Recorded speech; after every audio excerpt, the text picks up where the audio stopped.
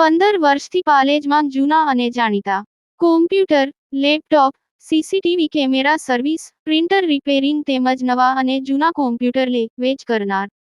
Admission form તેમજ તમામ સરકારી ફોર્મ ઓનલાઈન ભરી આપવામાં આવશે. આમોદના મંજુલા ગામમાં મગરનો ઉપદ્રવ, જીવના જોખમે બહાર આવવા ગ્રામજનો મજબૂર બન્યા. આમોદ તાલુકાના મંજુલા ગામમાં ઢાઢર નદીનું પાણી ઘેરાવ કરતા હવે મગરો રહેણાંક વિસ્તારમાં દેખાવા માંડ્યા છે. સ્મશાન જવાના મુખ્ય માર્ગ ઉપર મગર દેખાતા ગ્રામજનોમાં ભારે ભય ફેલાયો હતો. લોકોનું કહેવું છે કે રાત્રિના સમયે મગરો ગામની અંદર સુધી આવી પહોંચે છે અને અનેક વાર ગામના પ્રવેશ દ્વાર સુધી પણ દેખાયા છે.